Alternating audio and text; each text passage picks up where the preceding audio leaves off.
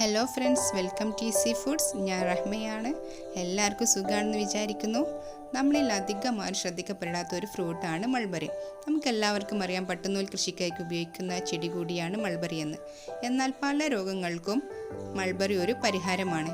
കൊഴുപ്പ് വളരെ കുറവായതുകൊണ്ട് തന്നെ നമ്മുടെ ശരീരത്തിലെ ചീത്ത കൊളസ്ട്രോൾ കുറയ്ക്കാൻ വേണ്ടി മൾബറി കഴിക്കാൻ ഡോക്ടർമാർ നിർദ്ദേശിക്കാറുണ്ട്. അതുപോലെ തന്നെ ഇരുമ്പ് ധാരാളം അടങ്ങിയതുകൊണ്ട് വിളർച്ച തടയാനും കാഴ്ചശേഷി വർദ്ധിപ്പിക്കാനും മൾബറി കഴിക്കുന്നത് നമ്മളെ സഹായിക്കും. പിന്നെ പ്രമേഹ രോഗികൾക്ക് ഇത് കഴിക്കുന്നത് വളരെ നല്ലതാണ് കേട്ടോ, ഷുഗറൊക്കെ കുറഞ്ഞ് കിട്ടാൻ വേണ്ടിയിട്ട്. പിന്നെ കലോറി കുറവായതുകൊണ്ട് തന്നെ വെയിറ്റ് കുറയ്ക്കാനും നമുക്ക് സഹായിക്കുന്നുണ്ട്. പതിവായിട്ട് കുറേശ്ശെ കഴിക്കുന്നത് വളരെ നല്ലതാണ്. അതുപോലെ ഒരുപാട് ഗുണങ്ങൾ ഇതിനുണ്ട്.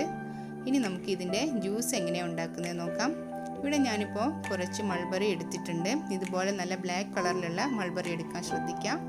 ഈ ഒരു പിങ്ക് കളറിലുള്ള എടുക്കുകയാണെങ്കിൽ ചെറിയൊരു പുളിപ്പുണ്ടാവും. അപ്പം ബ്ലാക്ക് കളറിൽ കിട്ടുവാണെങ്കിൽ അത് തന്നെ എടുക്കുക. ഇനി നമുക്കിത് ഒരു ജാറിലോട്ട് ഇട്ട് കൊടുക്കാം.